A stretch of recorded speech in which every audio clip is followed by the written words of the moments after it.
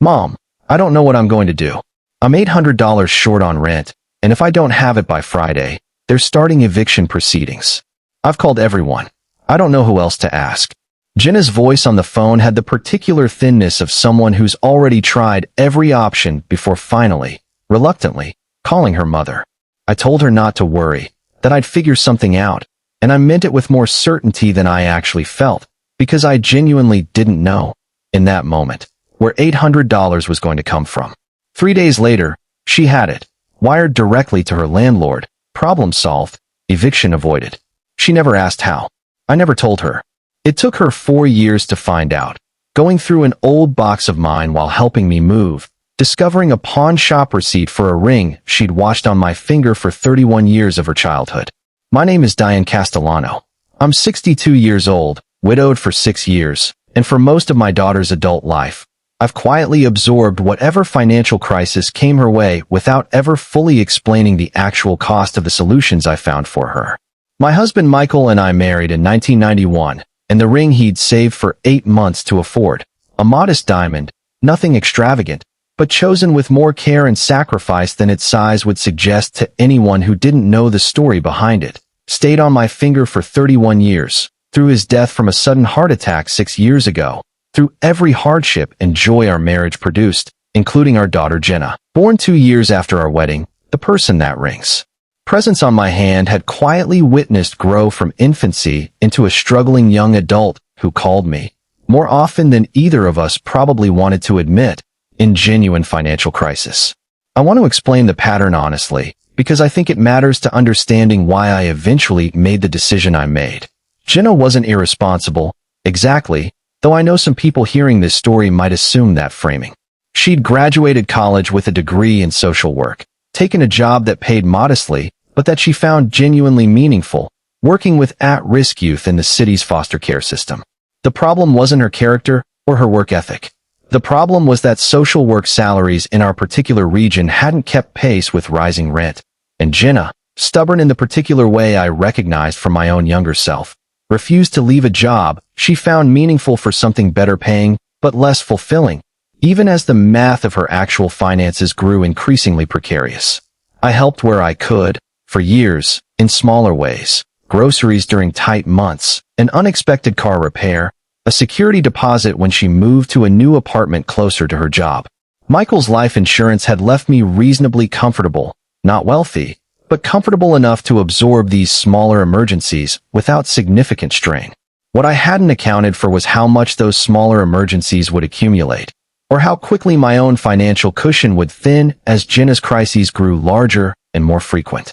I remember, specifically, a conversation with my sister Carol around the 2-year mark after Michael's death, where she gently suggested I start tracking exactly how much I was giving Jenna each month, worried that the pattern had become larger than I was fully acknowledging to myself.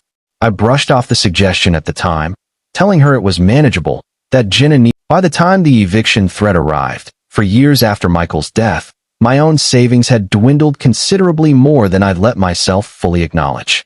Medical bills from Michael's final months, despite insurance, had eaten into what I'd expected to have.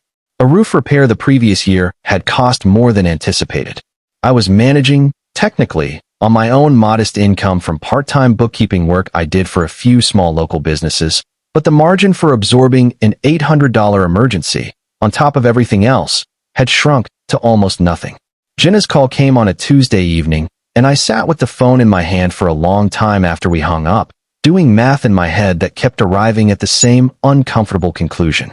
I didn't have $800 to spare without seriously jeopardizing my own financial stability for the following month, possibly longer.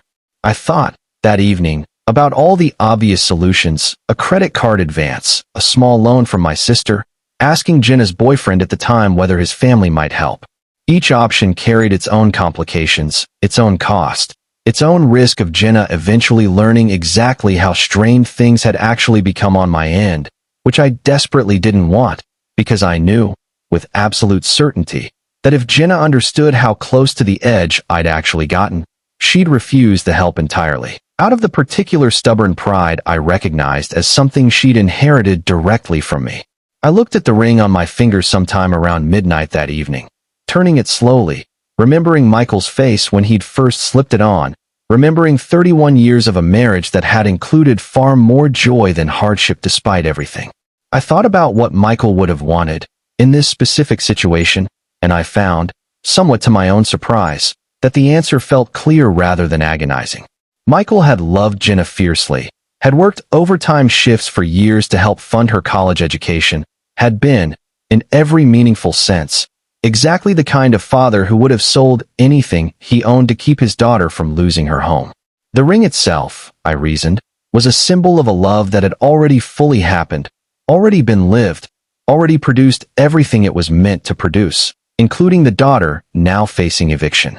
Using it to protect her felt, once I sat with the decision fully, less like a sacrifice of that love and more like an extension of exactly what it had always been for.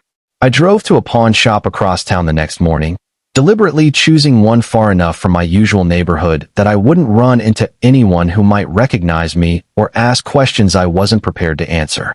The appraiser, a quiet, professional woman named Rosa, examined the ring carefully, asked a few technical questions about the setting and the stone's clarity, and eventually offered me $950, more than I'd actually needed, though I didn't correct her generous estimate. Rosa asked, at one point during the appraisal, whether I was certain about the decision, a question I sensed she asked routinely, perhaps having seen enough customers regret hasty decisions to build the habit of checking. I told her I was certain, and something in my voice must have convinced her, because she didn't push further, simply continuing with the paperwork efficiently and respectfully. I appreciated that particular professionalism more than I expected to. The quiet dignity of someone doing a job that requires handling other people's difficult decisions without judgment or unnecessary commentary. I remember standing in that shop, ring already removed from my finger, and sitting in a small velvet tray between us, feeling a complicated mixture of grief and clarity that I hadn't fully anticipated. Grief, because 31 years is a long time to wear something, and the absence of it on my hand felt immediately, physically strange, a small persistent reminder every time I glanced down at my own fingers for weeks afterward. Clarity, because I genuinely believed, and still believe, that I was using it exactly the way Michael would have wanted it used, in service of protecting our daughter rather than simply as a static symbol gathering dust in a jewelry box while she lost her home. I wired Jenna the $800 that afternoon, telling her only that I'd managed to pull together some savings, which was, technically, not entirely a lie, though it obscured considerably more than it revealed. She cried with relief on the phone, thanked me repeatedly, promised to pay me back once her finances stabilized, a promise I told her not to worry about, genuinely meaning it, because the money itself had never really been the point. I kept the pawn shop receipt, tucked into an old shoebox in my closet where I stored various financial documents I didn't have an immediate need for, but wasn't ready to throw away. I don't fully know why I kept it rather than discarding it. Some part of me, I think, wanted a physical record of the decision, a tangible acknowledgement of what that particular Tuesday night had actually cost, even as I never intended for Jenna or anyone else to ever see it.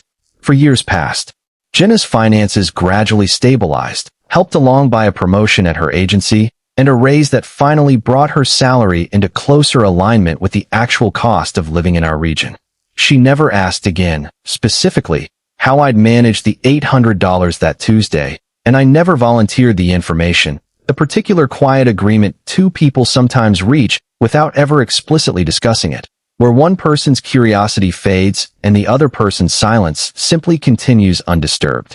During those 4 years, my own hand slowly grew accustomed to its new bareness, though I never stopped noticing, every so often, a phantom weight where the ring used to sit. I bought myself a simple silver band a year or so after selling the original, not to replace it exactly, but because the bare finger had started to feel like its own kind of unspoken statement I didn't necessarily want broadcasting to the world. Jenna never asked about that new ring either, assuming, I think, that it was simply a piece of jewelry I'd purchased for myself rather than a quiet acknowledgement of an absence she didn't yet know existed. I decided, about a year ago, to downsize from the house Michael and I had raised Jenna in, moving into a smaller condominium better suited to my current life and finances. Jenna came to help with the move, the particular chaotic, exhausting work of sorting through decades of accumulated belongings, deciding what to keep, what to donate, what to simply discard after determining it no longer served any purpose. She was going through the closet in what had once been my bedroom, sorting through boxes I hadn't opened in years, when she found the shoebox with my old financial documents, and inside it, the pawn shop receipt, dated exactly 4 years earlier, describing, in the specific clinical language of pawn shop paperwork, 1 diamond ring, gold band, appraised and purchased for $950. She came into the kitchen holding it, her face doing something complicated that I recognized immediately as the particular expression of someone piecing together a truth they hadn't previously had access to. "Mom, what is this?" I looked at the receipt in her hand and felt, for just a moment, the specific vertigo of a private decision suddenly becoming public without my having chosen the timing.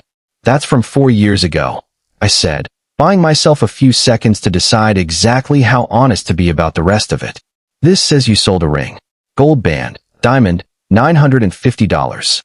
She looked up at me, and I watched her doing the math, connecting dates, connecting the timeline of that particular Tuesday to a phone call she remembered vividly. "Mom, is this your wedding ring? This is dated the same week I called you about the eviction." I didn't answer right away, and my silence, I think, told her most of what she needed to know before I actually said anything. "Mom." Her voice had gone thin. The particular thinness of someone realizing a debt they'd assumed was modest was actually considerably larger than they'd understood. "You sold your wedding ring. For my rent." "I did," I said, because there was no use denying it once the receipt was sitting plainly in her hand. She sat down heavily at the kitchen table, still holding the receipt, staring at it as though it might rearrange itself into something less devastating if she looked at it long enough. "You told me you'd pulled together some savings. You let me believe that for 4 years. "I did," I admitted. "I'm sorry for the specific dishonesty of that, though I don't regret the actual decision." "Why didn't you tell me? Any point in 4 years?" I thought about that question carefully, because she deserved an honest answer rather than a comfortable deflection. Because I knew, with absolute certainty, that if you'd known what it actually cost me, you'd have refused the help entirely, out of exactly the kind of stubborn pride I recognize in you, because it's the same pride I have myself. And I needed you to keep your apartment more than I needed you to know the full price of that particular Tuesday. She was crying now, quietly, the specific tears of someone confronting a sacrifice they hadn't been permitted to fully appreciate until years after the fact. "Dad's ring, Mom. The one he saved 8 months for. You sold it and never told me. And I've been walking around for 4 years thinking you just happened to have some spare savings, when actually you gave up literally the most sentimental object you owned." "It wasn't the most sentimental thing I owned," I told her gently. "You are. Your father would have sold considerably more than a ring to keep you from losing your home, and using it that way felt, to me, like exactly what he would have wanted it used for, rather than something being taken away from either of us." She wiped her eyes and looked at me for a long moment. "I want to buy it back. If it's still there, at that pawn shop, I want to buy it back and give it back to you." "Jenna, that ring sold 4 years ago. Pawn shops don't hold on to items indefinitely. It's long gone, resold to someone else entirely by now." Her face fell further at that. The particular grief of realizing a gesture she'd wanted to make was no longer available to her. "Then I want to get you a new ring. Not the same one.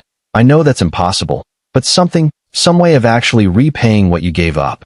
"You don't owe me a ring," I said. "You've never owed me anything beyond what you've already given me, which is simply being my daughter and living a life your father and I are both, in our different ways, still enormously proud of."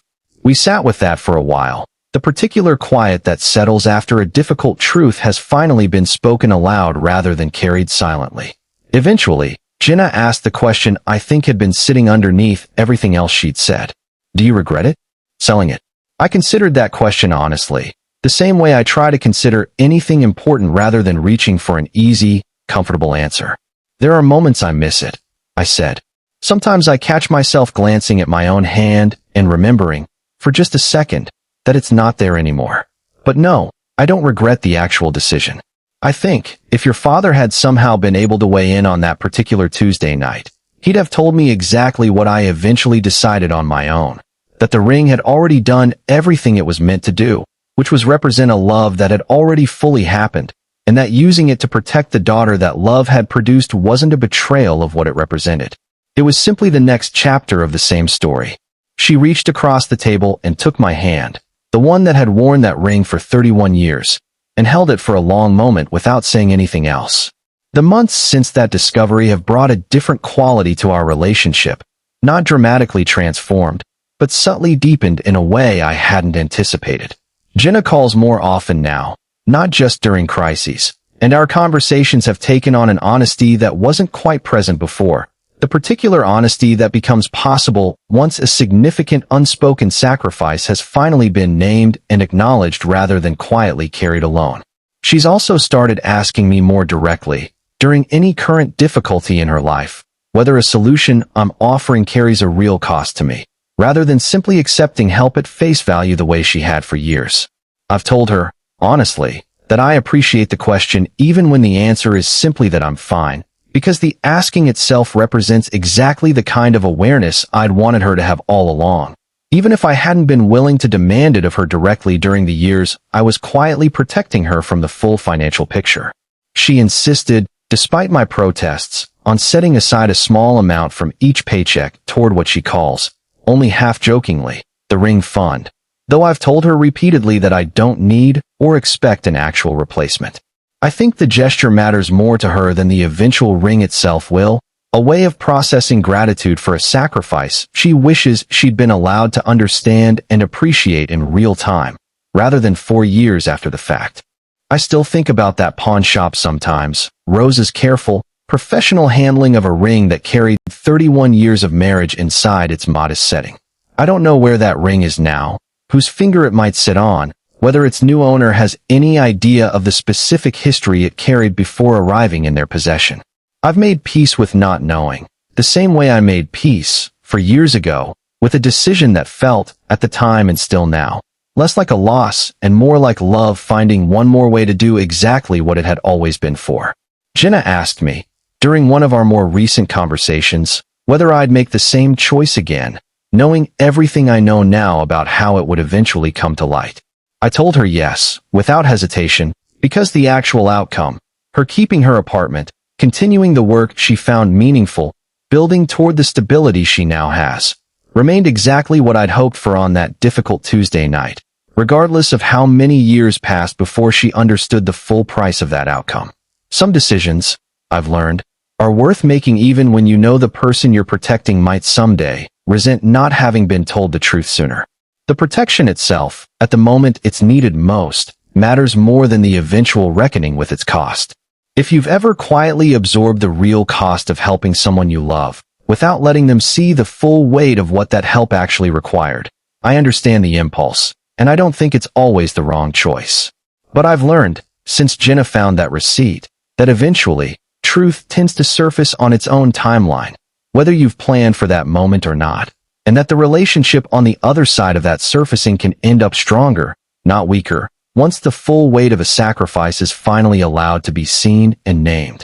And if this story reminded you of a sacrifice someone in your life may have made quietly, without ever fully explaining its cost, ask them directly what it actually took.